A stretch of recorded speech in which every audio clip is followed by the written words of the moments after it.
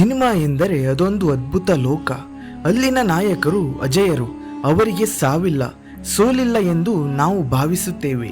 ಆದರೆ ಕೆಲವು ವರ್ಷಗಳಿಂದ ಸ್ಯಾಂಡಲ್ವುಡ್ನಿಂದ ಕೇಳಿ ಬರುತ್ತಿರುವ ಸುದ್ದಿಗಳು ನಮ್ಮನ್ನು ಬೆಚ್ಚಿ ಬೀಳಿಸುತ್ತಿವೆ.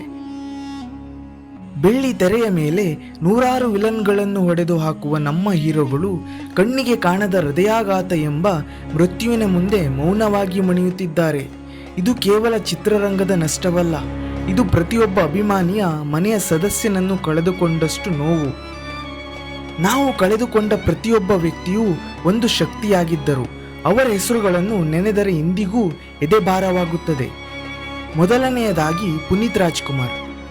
ಇಡೀ ಕರ್ನಾಟಕದ ಕಣ್ಮಣಿ. ಸದಾ ನಗುತ್ತಿದ್ದ ಆ ಮುಖ ಮೌನವಾಗುತ್ತದೆ ಎಂದು ಯಾರೂ ಊಹಿಸಿರಲಿಲ್ಲ. ಫಿಟ್ನೆಸ್ಗೆ ಹೆಸರಾಗಿದ್ದ ಅಪ್ಪು ಅವರ ನಿರ್ಗಮನ ನಮ್ಮನ್ನು ಆರೋಗ್ಯ ಎಂದರೆ ಬರೀ ಜಿಮ್ ಅಲ್ಲ ಎಂದು ಯೋಚಿಸುವಂತೆ ಮಾಡಿತು.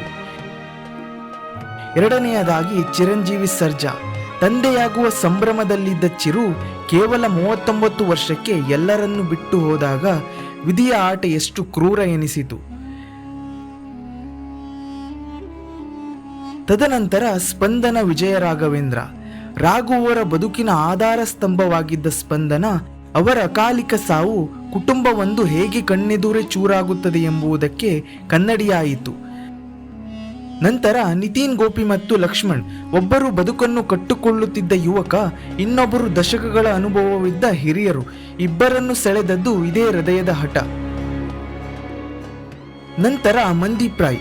ದಶಕಗಳ ಕಾಲ ನಮ್ಮನ್ನು ನಗಿಸಿದ ಮನುಷ್ಯ ಕೊನೆಗೆ ಮೌನವಾಗಿ ನಿರ್ಗಮಿಸಿದರು.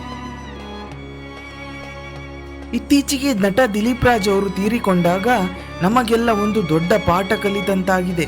ಸರಿಯಾದ ಸಮಯಕ್ಕೆ ಸಿಗುವ ಚಿಕಿತ್ಸೆ ಮತ್ತು ದೇಹದ ಮುನ್ಸೂಚನೆ ಗಮನಿಸುವುದು ಎಷ್ಟು ಮುಖ್ಯ ಅಂತ. ನಾವು ನಟರನ್ನು ಕೇವಲ ಗ್ಲಾಮರ್ ಗೊಂಬೆಗಳಂತೆ ನೋಡುತ್ತೇವೆ, ಆದರೆ ಅವರ ಬದುಕಿನ ಒಳಗಿನ ಸಂಕಟ ಬೇರೆ ಇದೆ. ಸ್ಕ್ರೀನ್ ಮೇಲೆ ಸುಂದರವಾಗಿ ಕಾಣಲು ಅವರು ಮಾಡುವ ಕಸರತ್ತುಗಳು ಸುಲಭದಲ್ಲ. ನಿದ್ದೆ ಬಿಟ್ಟು, ಹಸಿವು ತೊಡೆದು, ದೇಹಕ್ಕೆ ಬೇಡದ ಸಪ್ಲಿಮೆಂಟ್ಸ್ಗಳನ್ನು ತೆಗೆದುಕೊಂಡು ಅವರು ತಮ್ಮ ಹೃದಯವನ್ನು ಹಿಂಸಿಸುತ್ತಿದ್ದಾರೆ. ಇಂದು ಸ್ಟಾರ್ ಆಗಿದ್ದವರು ನಾಳೆ ಇರುತ್ತಾರೋ ಇಲ್ಲವೋ ಎಂಬ ಆತಂಕ. ಈ ಮಾನಸಿಕ ಒತ್ತಡವೇ ರಕ್ತದೊತ್ತಡಕ್ಕೆ ಮೊದಲ ಕಾರಣ. ನಮ್ಮ ಹೀರೋ ಸದಾ ಯಂಗ್ ಆಗಿರಬೇಕು, ಫೈಟ್ ಮಾಡಬೇಕು ಎಂಬ ನಿರೀಕ್ಷೆಗಳೇ ಅವರನ್ನು ವಿಶ್ರಾಂತಿ ತೆಗೆದುಕೊಳ್ಳದಂತೆ ಮಾಡುತ್ತಿವೆ. ದೇಹ ಸುಸ್ತಾಗಿದೆ ಎಂದಾಗ ಮಲಗಿ ನಿದ್ದೆ ಮಾಡುವುದು ಸೋಲಲ್ಲ, ಅದು ನಿಮ್ಮ ಹೃದಯಕ್ಕೆ ನೀಡುವ ಗೌರವ. ಸಿಕ್ಸ್ ಪ್ಯಾಕ್ ಇಲ್ಲದಿದ್ದರೂ ಪರವಾಗಿಲ್ಲ, ನಿಮ್ಮ ಕುಟುಂಬದೊಂದಿಗೆ ನಗುತ್ತಾ ಬದುಕುವ ಆರೋಗ್ಯವಂತ ಹೃದಯವಿದ್ದರೆ ಸಾಕು. ರಾಕೇಶ್ ಪೂಜಾರಿ, ಹೇಮಂತ್ ಅವರಂತಹ ಯುವ ಪ್ರತಿಭೆಗಳು ಸಣ್ಣ ವಯಸ್ಸಿನಲ್ಲೇ ಹೋದದ್ದು ನಮಗೆ ಹೇಳುತ್ತಿರುವ ಮಾತು, ಆರೋಗ್ಯವನ್ನು ನಿರ್ಲಕ್ಷಿಸಬೇಡಿ. ನಮಗೆ ಸಿನಿಮಾಗಳು ಬೇಕು, ಮನರಂಜನೆ ಬೇಕು, ಆದರೆ ಅದಕ್ಕಿಂತ ಹೆಚ್ಚಾಗಿ ಆ ಪಾತ್ರಗಳಿಗೆ ಜೀವ ತುಂಬುವ ಮನುಷ್ಯರು ನಮಗೆ ಬೇಕು.